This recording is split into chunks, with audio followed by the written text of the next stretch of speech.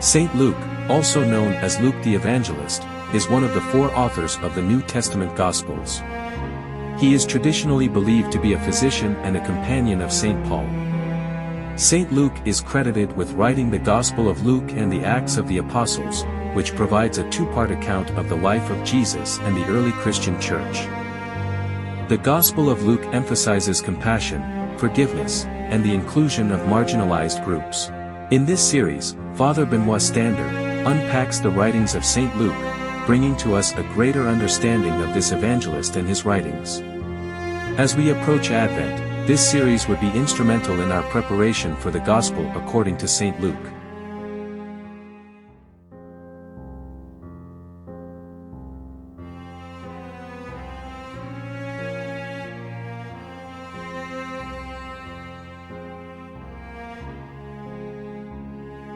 Our help is in the name of the Lord, who made heaven and earth. Dear friends, it's a real joy for me to share with you some knowledge about the Evangelist Luke. Why the Evangelist Luke now? Well, over a couple of days, we will start a new liturgical year.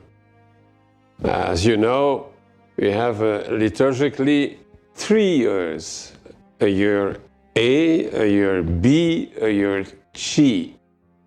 And Luke is the third one and comes as the last. And with him, we will receive constantly his gospel on Sunday. In the week, he comes every year from September to November.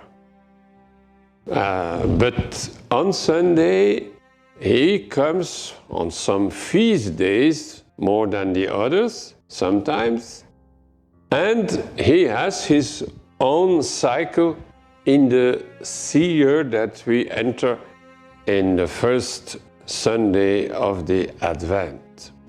In the last years, we are used to think that each evangelist has his own presentation of Jesus. You could say he has an own door to open our minds to the mystery of Jesus. So it is pleasant to come and grasp the characteristics of Luke at the beginning of the year and to see what we may find by him that we don't find by the others, and how he colors the gospel in his own way. Now, a French thinker, is more than a biblist or an exegete, is Ernest Renan.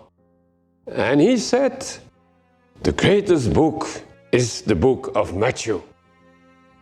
And the book of beauty is the book of Luke. So, this is a statement, a little bit exaggerating or simplifying, but he introduced a quality that is really typical for Luke, the beauty. Sometimes I question people and ask, what is the most beautiful passage that you know by heart from the Gospels? And they come with 1, with 2, with 3, with 4. And more or less, all the beautiful passages come from Luke and have no parallel in the other Gospels. Take the Good Samaritan. That's very typical for the philosophy of Jesus. The man is a stranger, but he acts. And he follows his emotion, seeing the other, and he does all what he can. That is gospel. That is the reaction of Jesus, what is loving the other. Take the lost son who comes back home, and then the father who gets out of his house because he sees his son coming from far. And not only there is no talk, he doesn't say anything to his son. he embraced him. And immediately he decided a great feast, because my son was lost and we found him back.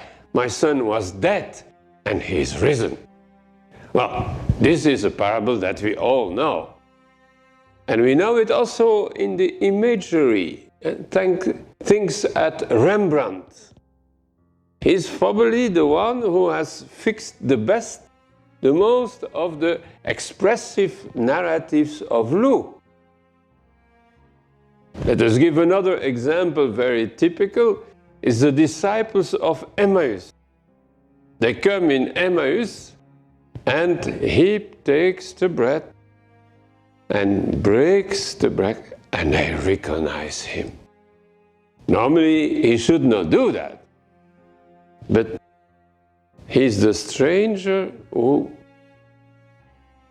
makes the gesture in which he shows he's the Lord of the house. And they recognize him. He may disappear. They are completely touched by the encounter with him. That is typical Luke and a typical Rembrandt. Don't forget that. And so we can go on. The two criminals in dialogue with Jesus at the cross. It's only in Luke. And this fantastic word, today you will be with me in paradise. Let us take the 10 lepers, and only one comes back to give thanks. An emotional moment. And then you have the cycle of the birth and the childhood of Jesus, 2 long chapters in Luke, more or less without parallel in the other. Remember the beautiful encounter of the 2 pregnant women, Mary and Elizabeth. What happens there? Well, only Luke has kept that moment and has orchestrated it as a beautiful moment in the hills of Judea. A bit later, you see Joseph and Mary, the parents, according to the law, bring the child on the 40th day in the temple. And there they meet Simeon and they meet Hannah. Beautiful encounter again. That is typical for the way of telling stories by Luke. Still, the boy of 12 years in the same temple between the scribes and meeting then afterwards his parent, completely astonished and not understanding even what he is saying. Take also the Annunciation. How many great painters have made a picture of that in all traditions, East and West. The angel and the virgin reading Isaiah, saying that the virgin will conceive and bring up a child.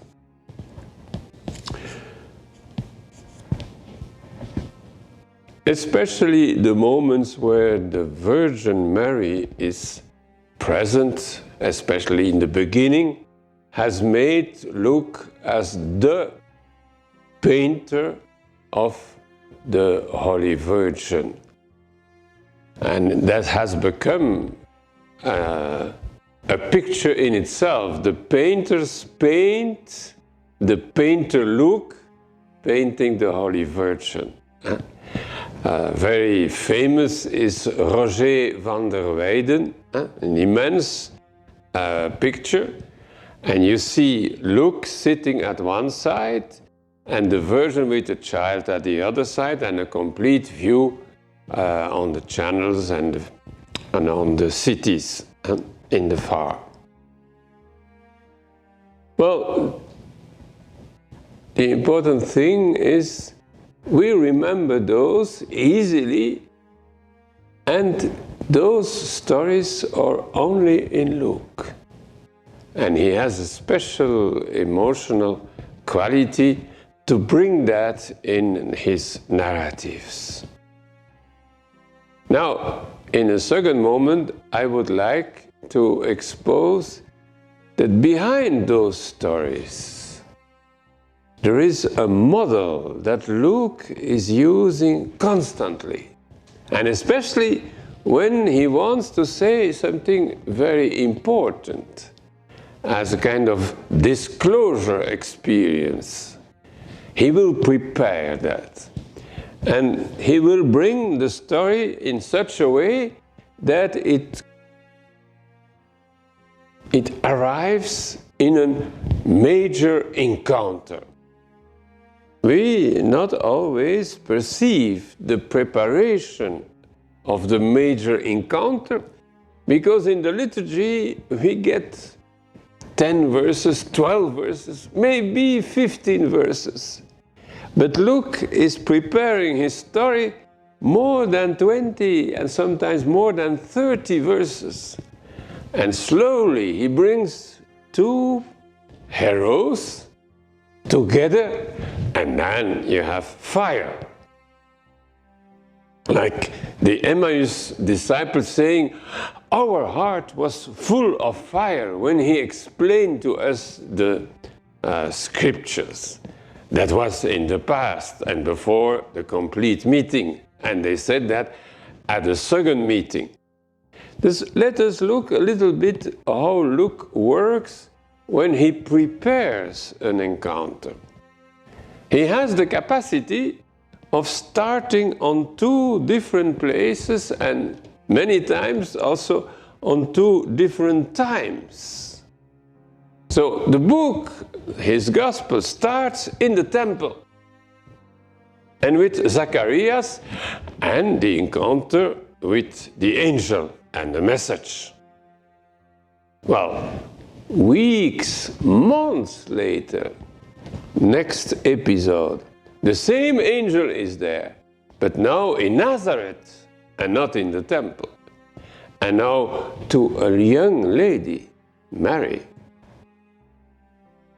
These two are separated in time and in the space.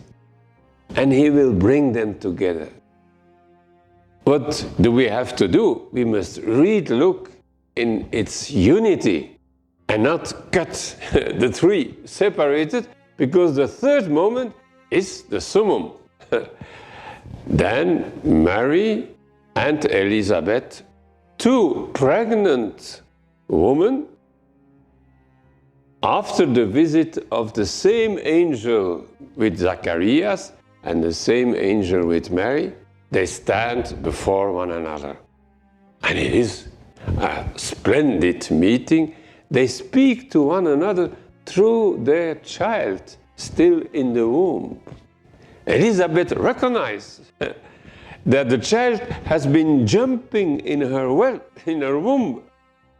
And she starts to sing, to make a kind of eloge of Mary. Blessed are you, blessed is the child, blessed. And we repeat that every day in our Hail Mary. But at the same time, Mary is totally open and starts, inspired by the Spirit, her Magnificat. So, you see, a first start in the temple, a second start in a private house in Nazareth, and the meeting in a little village in the hills of Judea of the two pregnant women. That is typical for Luke. One start, second start, and meeting together. Sometimes in one little story you have that. In chapter 7 of his gospel, Jesus has just risen, the son or the slave or of the centurion. He's full of life, and he's with him a crowd and disciples. and they arrive at the city of Naim. Close to the front door of the city, and in the door there is another procession. A widow with her only son who died, and is the procession of the dead. So Luke can tell the story starting with Jesus and then starting again with the procession of the dead. And the two will encounter in the door of the city. What will happen? And how the change will be provoked. And Jesus will make a few gestures and a few words, and everything will change. The boy will get up, and he will give the boy back to the mother, and everybody, not two Curtis, not two processions, but one large group is now unified to praise the Lord. That is Luke. And with emotion in the heart of Jesus, there is commotion. He is full of compassion and speaks first to the mother and touches the son and speaks to the son. He is dead, but he hears the voice and he gets up and he can give the son back to the mother. In the book of Acts is the same narrator, the same storyteller, Luke. And in chapter 9, we have Paul, who on his way to Damascus has a splendid moment of light where he sees the Christ and hears a loving Christ, although he is ready to kill Christians at the door of Damascus. That's a beginning, a first start. And then we leave Paul and we go to Ananias in the city of Damascus. And again, a voice of the Lord speaks with Ananias and say, go in that street, the right street in the city, and by this person with this name, you can find someone called Saul. Well, you will give him a message. And this again, a double start, and then they will meet. And when they meet, there is a complete revelation. Paul was blind and started to see and to confess and to accept completely the integration in the Christian way of life. Also, the decisive moment in the book of the Acts of the Apostles that they open their predication to non-Jews is a story with a double start and a meeting. In chapter 10, we start by a pious Roman soldier, the centurion Cornelius, and he is praying. And in his prayer, he gets a message. Not at the same time and not on the same place, but a bit later, on another place, Peter is praying.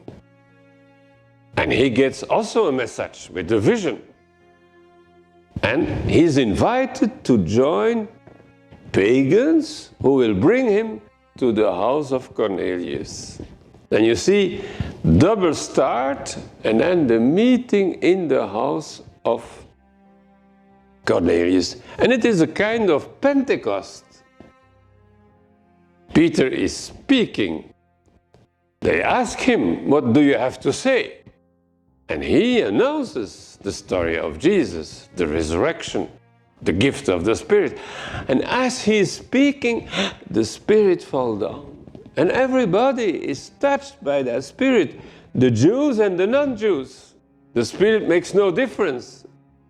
And that is a revelation also for Peter.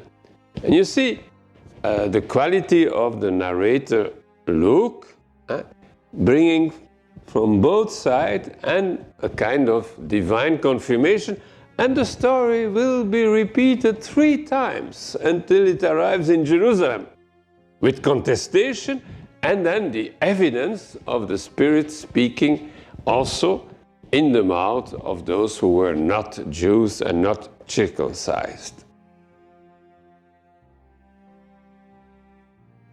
Also, the story of Emmaus is a double start.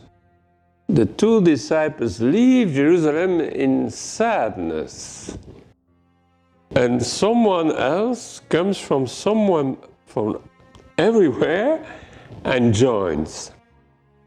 They meet one another, talking, and finally in the gesture of hospitality. And there the hospitality changes. The guest makes the gesture of the Lord des houses and breaks the bread. And they recognize the Lord. And they go back to Jerusalem. And what they have experienced is immediately, again in a new meeting, confirmed. And everybody proclaims, he is really risen. He appeared to Simon. And as he appeared to the disciples, he appeared to Simon. The confirmation is given in the ardent moment where they still remember, was our heart not full of fire when he was explaining to us the scriptures? And you see, the story receives a second story of meeting, and as we are reading the text, we are also in a position of being confirming, because we too share in that moment of fire and light.